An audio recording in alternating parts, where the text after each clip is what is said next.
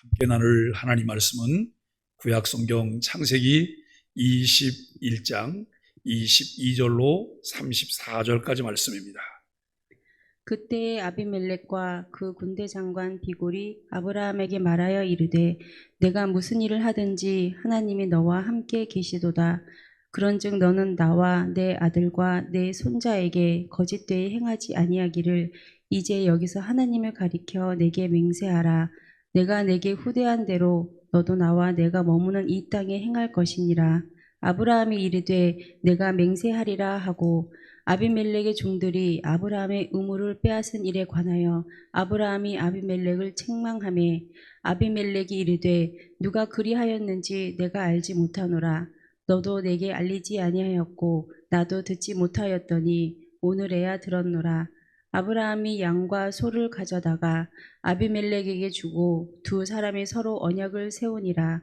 아브라함이 7 암양 새끼를 따로 놓으니 아비멜렉이 아브라함에게 이르되 이 7 암양 새끼를 따로 놓음은 어찌미냐. 아브라함이 이르되 너는 내 손에서 이 암양 새끼 7을 받아 내가 이 우물 판 증거를 삼으라 하고 두 사람이 거기서 서로 맹세하였으므로 그곳을 부엘세바라 이름하였더라.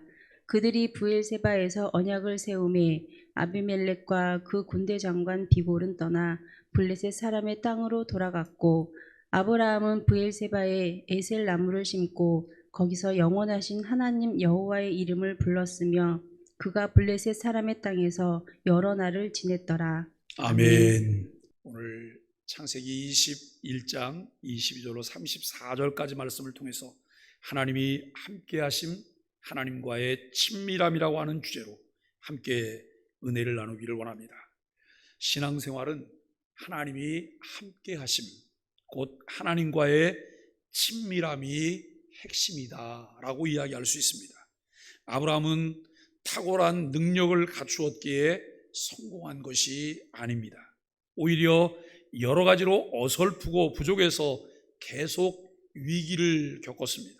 그러나 하나님이 그와 함께 하시며 그의 삶 가운데 역사하시자 놀라운 형통의 은혜를 맛볼 수 있었습니다.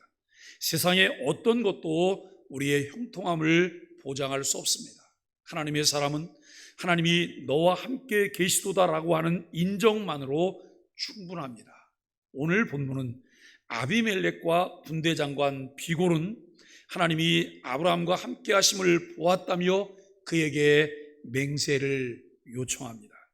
아브라함은 아비멜렉의 종들이 우물을 빼앗은 일을 책망합니다.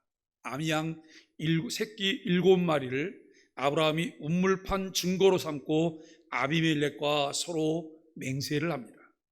이로써 그곳은 부엘세바라 불리게 되는데 아비멜렉은 아브라함을 다시 만나러 나오는데 여기에서 눈에 띄는 것은 아비멜렉이 혼자 나오지 않고 군대 장관을 대동하여 아브라함을 만났다고 하는 점입니다.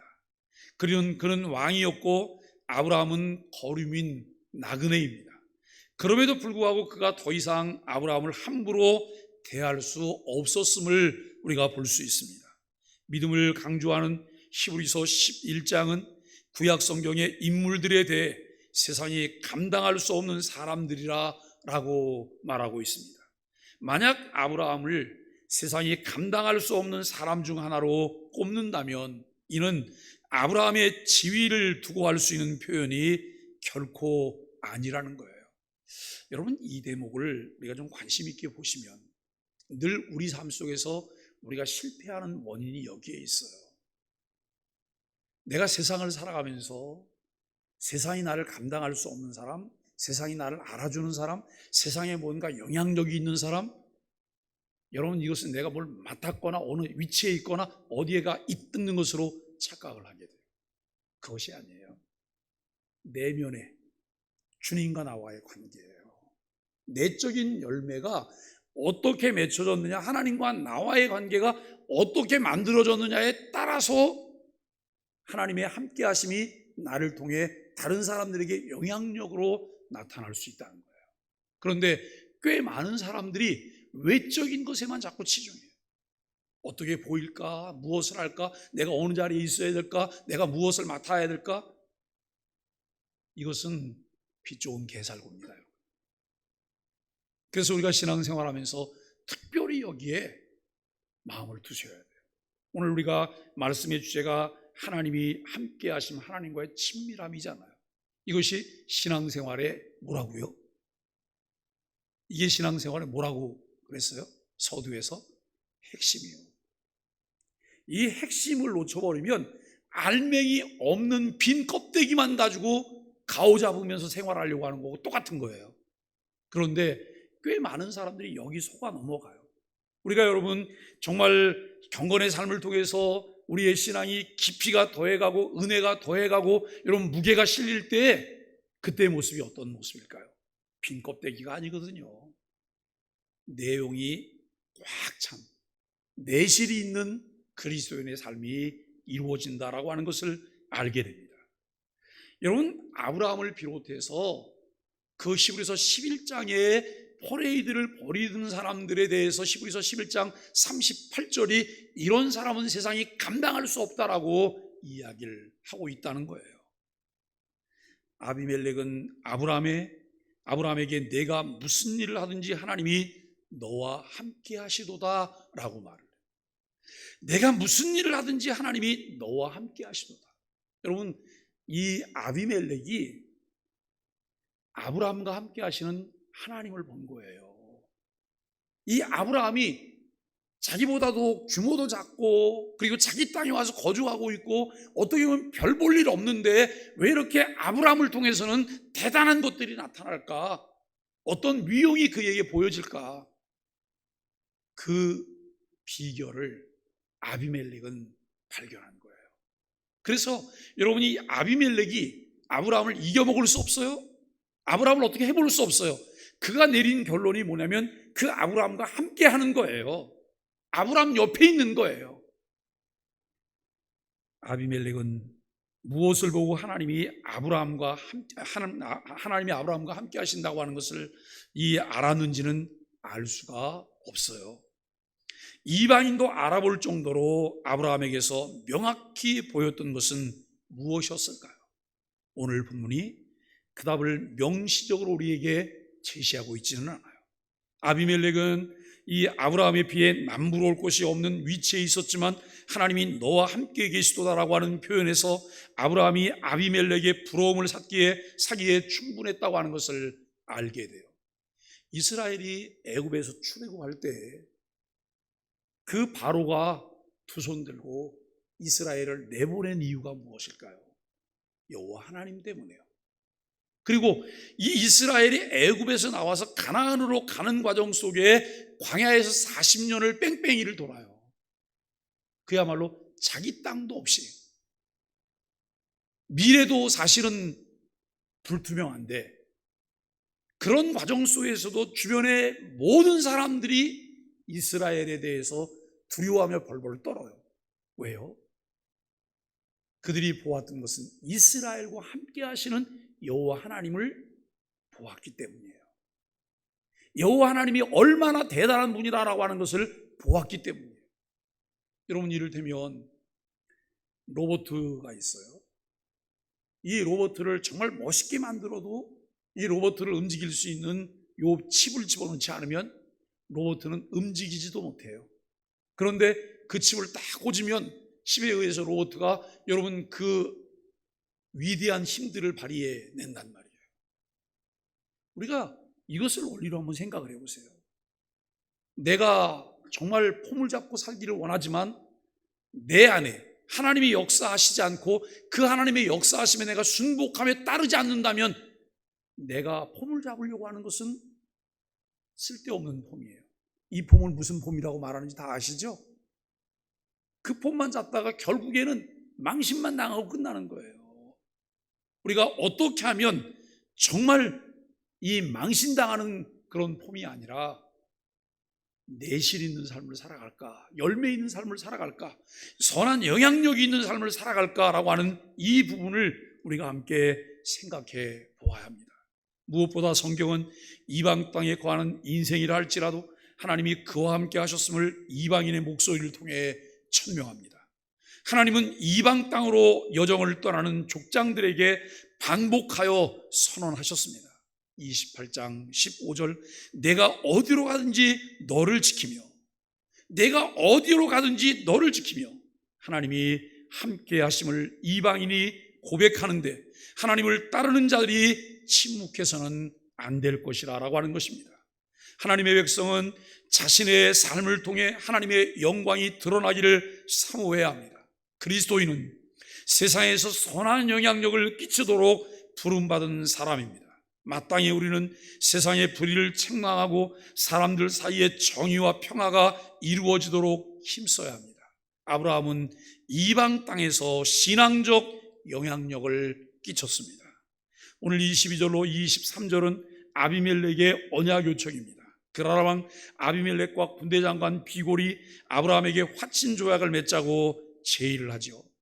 강력한 세력의 이방 왕이 연약한 일개 족장에게 이런 제안을 한 것은 하나님이 아브라함과 함께 하시는 것을 알고 두려워했기 때문입니다. 이에 아브라함과 설린 우호조약을 맺어서 자자손손이 조약이 연장되기를 간청하고 있습니다. 여러분, 이 아비멜렉이 취한 행동은 자기 나라와 후손들의 안전을 보장받고 싶은 거예요. 참 이상하잖아요. 지금 자기 땅에 와서, 자기가 준 땅에 와서 그냥 곁다리로 살고 있는 거예요. 그럼에도 불구하고 그를 통해서 자기의 미래와 후손들의 미래를 이제 안전을 보장받고 싶어하는 이 모습은 도대체 무엇일까요? 그가 볼 수 있는 것이 있다는 거예요. 성도는 세상적으로 나약한 존재지만 만왕의 왕이신 하나님이 함께 하심으로 누구보다 강하고 어떤 대책도 능히 물리칠 수 있습니다. 24절로 32절은 부엘세바에서 맺은 언약입니다. 아브라함은 제안을 받아들이죠.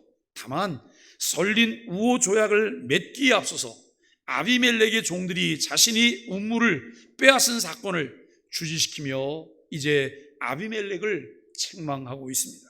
그런데 아비멜렉은 그 사건에 대해 알지 못했다고 변명합니다. 사람들이 쉽게 넘어가는 게 나는 몰랐다고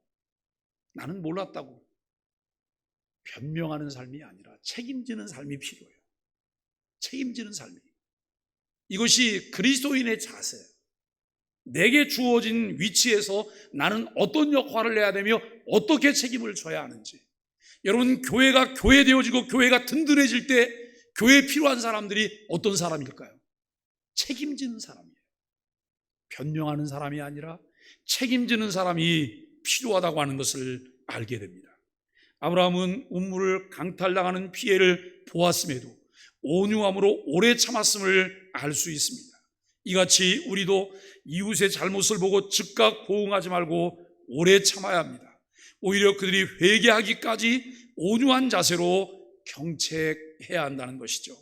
악을 악으로 갚지 말고 모든 사람 앞에서 선을 도모하도록 힘쓰더라고 로마서 12장 17절이 우리에게 말씀하고 있습니다. 아브라함은 양과 소를 아비멜렉에게 주고 조약을 맺습니다. 이 언약의 부칙 조항에는 아브라함의 우물 소유권 공증이 있었는데 이를 위해서 이는 암양 새끼 7마리를 아비멜렉에게 주게 되는 것이죠. 이는 아브라함이 관대한 마음으로 암양 7마리를 제공하면서 자신이 판 우물을 공적으로 등기 이전하는 의식이에요. 여러분, 이게 굉장히 중요해요. 아무것도 아닌 것처럼 보이잖아요. 그런데 이것이 왜 중요할까? 이 땅은 하나님이 내게 주신 내 땅이라고 하는 점을 찍어놓는 거예요. 이것 굉장히 중요한 의식 중에 하나예요. 두 사람이 우물에 대해 서로 맹세했기 때문에 그곳을 부엘세바, 곧 맹세의 우물이라고 부르게 됩니다. 가나안 땅에 대한 하나님의 약속이 점차 성취되어 그의 삶을 주관하심을 볼 수 있습니다. 하나님만이 우리 인생의 통치자이십니다. 33절로 34절은 에셀나무와 영원하신 하나님입니다. 아브라함은 부엘세바에서 에셀 나무를 심고 영원하신 하나님의 이름을 부르며 예배를 드립니다. 아브라함은 말년에 부엘세바를 신앙 중심지로 삼아 하나님과 매우 긴밀한 영적 교제를 나누었습니다. 이는 아브라함이 이방 땅에서 나그네로 살았지만 그곳에서 영원토록 살아계시고 친히 역사하시는 하나님을 마음에 새겼다고 하는 뜻입니다. 우리도 어디서 어떤 모습으로 살든지 영원하신 하나님을 바라보며 예배하는 자로서 경건하게 살아야 합니다. 아브라함은 아비멜렉과 화친 조약을 맺고 블레셋 사람의 땅에서 여러 날을 지내면서 평화롭게 살아갑니다. 여기 지내다라고 하는 단어는 여행자로서 잠시 체류하는 상태를 나타내고 있습니다. 그는 아비멜렉이 통치하는 이방 땅에서 나그네로 잠시 머물렀습니다. 당시 그는 주어진 형표 때문에 장기간 부엘세바에 머물렀지만 항상 떠나려는 마음을 가지고 있었습니다. 우리 역시 세상에 살고 있지만 더 나은 본향인 천국을 소망하는 순례자로 살아야 합니다. 아브라함은 아비멜렉과 화친 조약을 체결함으로 합법적으로 가나안 땅 일부에 대한 재산권을 행사합니다. 아울러 이방 땅에서 영적 주도권을 행사하며 위상을 드러내죠. 이는 하나님의 약속이 점차 성취되는 과정으로 하나님이 인생의 유일한 소망이심을 보여주는 내용이기도 합니다. 우리도 믿음의 담력으로, 믿음의 능력으로 오늘을 담대하게 살아가야 합니다. 어려움에 직면해 있을 때 하나님께 복을 달라고 기도합니다. 내일 저에게 재물을 주시면 모레 것을 주님을 위해 드리겠습니다. 그런데 주님이 그 기도가 진실하다고 하는 증거를 보여달라고 하시면 어떻게 뭐라고 대답할 수 있을까요? 그 증거는 바로 오늘에 있어요.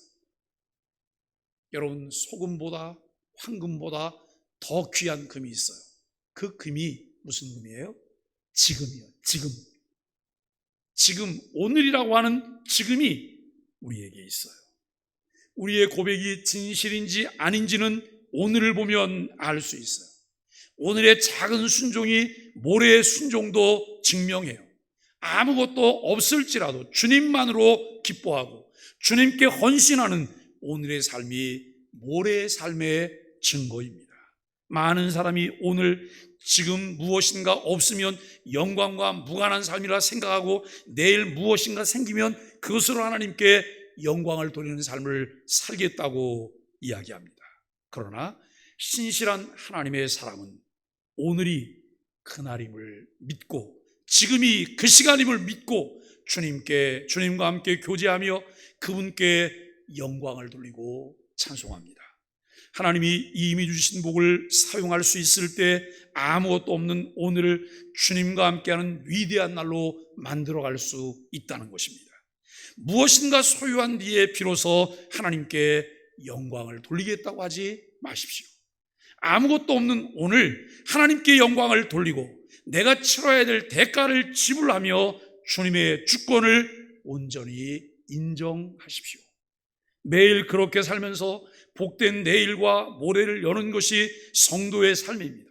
말씀 안에서 하나님과 깊고 친밀한 관계를 맺을 때 지루하고 영적으로 무뎌질 것 같은 오늘은 비로소 위대한 날이 되어진다는 거예요. 어제 저녁에 독서 모임에서 함께 이야기를 나누다가 로이드 존스의 영적 침체라고 하는 책, 그리고 부흥이라고 하는 책을 소재로 해서 이렇게 이야기를 나누다가 영적 침체가 왔을 때 어떻게 극복할까라고 하는 얘기가 나왔어요. 그 중에 도드라지게 이렇게 나온 얘기가 별반 영적 침체를 느끼지 못하고 가고 있다. 그 이유가 무엇일까? 꾸준함과 성실함이에요. 꾸준함과 성실함. 꾸준함과 성실함을 통해서 늘 주와 함께 교제하고 말씀을 묵상하고 그 말씀 붙잡고 늘 기도할 때 우리는 영적 침체에 빠질 수가 없다는 거예요. 물론 그 안에도 슬럼프는 있어요. 제가 가끔 얘기하던 내용과 똑같아요. 우리가 여러분 꾸준함과 성실함이 없잖아요. 그는 기복이 너무 커요. 어느 날 감정이 뛰었다 그러면 천국에 간 것 같아요. 천국을 경험해요. 근데 이 감정이 떨어지면 지옥으로 또 떨어지는 거예요. 중간이 없어요, 중간이. 그런데 꾸준하게 말씀을 묵상하고 주 앞에 기도하며 경건의 삶을 살아가면서 내실을 기하는 사람은 점차 이 폭이 줄어드는 거예요. 감정에 의한 삶이 아니라 주님의 은혜에 이끌리는 삶이에요. 주님의 은혜. 우리가 여러분 주님을 말할 때 그 주님은 어떤 주님이세요? 변함없는 주님 아니에요? 늘 신실하신 주님, 변덕쟁이가 아니신 주님, 그 주님을 우리가 늘 부르고 있잖아요. 그렇게 오랫동안 주님을 부르며 우리가 여러분 자주 또 고백하잖아요. 주님 없이는 살 수 없다고. 근데 여러분 그게 정말 뻥이 아니라면 우리가 그 주님을 닮아감이 우리 안에 점점 짙게 나타나야 되잖아요. 그것이 감정에 휘둘리는 삶이 아니에요. 은혜와 말씀에 이끌리는 삶인 것이죠. 그와 같은 삶이 우리에게 이루어질 수 있게 되기를 바랍니다. 날마다 하나님과 동행하며 그런 삶을 살 때 우리는 어느 날 자신도 모르게 위대한 주님의 일에 동참할 수 있습니다. 아브라함은 브엘세바에 에셀나무를 심고 거기서 영원하신 여호와 하나님의 이름을 불렀다라고 33절에서 말하는데요. 오늘 본문 뒤에 나오는 곧바로 이어지는 22장의 이삭 번제 사건이 나온다고 하는 것을 고려하면 아브라함의 적극적인 순종의 비밀이 이 33절이라고 하는 것을 알게 돼요. 우리가 오늘 본문 그냥 밋밋하게 그냥 지나갈 수 있는 본문들이에요. 그런데 이 본문에 너무 중요한 것들이 숨겨져 있다는 거예요.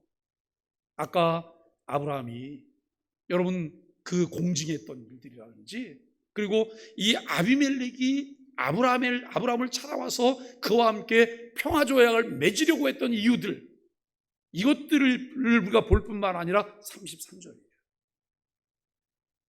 여기 33절을 보면서요, 우리는 히브리서 기자는 히브리서 11장 19절에서 그가 하나님이 능히 이삭을 죽은 자 가운데 다시 살리실 줄로 생각했기에 아브라함이 그렇게 순종할 수 있었다라고 하는 것을 설명해요. 아브라함이 그런 마음의 자세로 순종할 수 있었던 근거가 무엇일까? 그가 에셀나무를 심고 영원하신 하나님을 부른 데서 근거를 찾아낼 수가 있다라고 하는 거예요. 하나님이 영원하신 하나님이라고 하는 믿음이 있을 때 그것이 가능해요.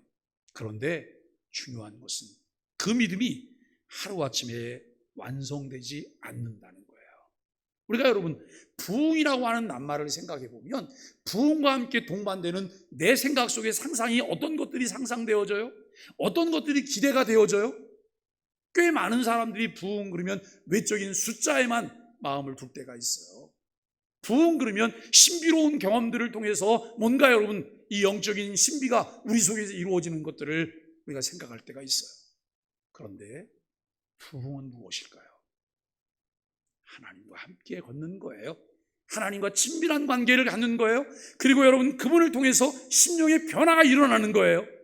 그분과 함께 동행하면서 우리가 늘 우리 안에 계신 내주에 계신 성령님과 친밀한 관계 속에서 충만함을 유지하는 것, 이것을 우리가 부흥이라고 말을 해요.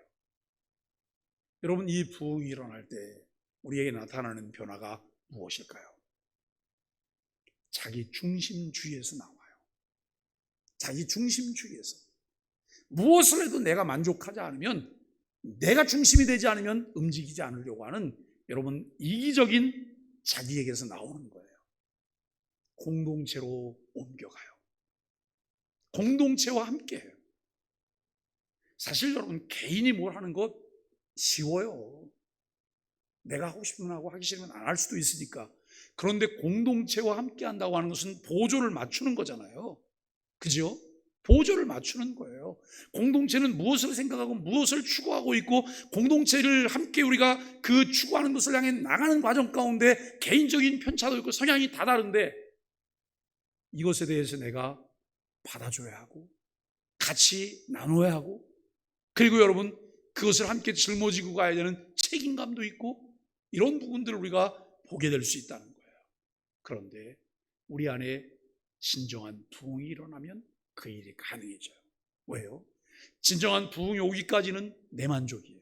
늘 입으로는 하나님의 영광을 위하여라고 말하지만 내게 만족하지 않으면, 내게 동기부여가 되지 않으면 나는 안 움직였어요. 그런데 부흥이 오면 대상이 내가 아니잖아요. 하나님이시잖아요. 하나님이시기 때문에 움직이기 시작하는 거예요. 어제 새벽에도 말씀을 드렸지만 내가 이해가 안 될지라도 주님께서 말씀하시니 그것에 대해서 내가 뭘 하겠다고요? 순종하겠다고요. 내가 따르겠다고요. 여러분, 이 믿음이라고 하는 것을 우리가 바라보면서 어떻게 해야 할까?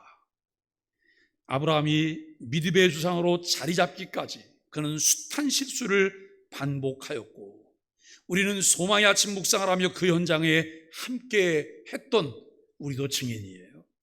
하나님은 아브라함의 연약함과 실수까지도 사용하셔서 그를 세우셨어요. 그 믿음의 여정을 생각하고 묵상하면서 여러분, 우리도 영원하신 하나님을 의지하는 소망의 가족들이 되시기를 예수 그리스도의 이름으로 간절히 축복합니다. 오늘 기도를 함께 읽습니다. 하나님, 무슨 일을 하든지 하나님이 함께 계심을 나타내며 살아가길 원합니다. 누구를 만나든 어떤 상황에 놓이든 하나님의 약속이 성취되어감을 기대하고 기뻐하며 은혜를 나누게 하여 주옵소서. 내딛는 자리마다 믿음을 심고 하나님 이름을 즐거이 부르는 인생이 되게 하여 주옵소서. 예수님의 이름으로 기도합니다. 아멘.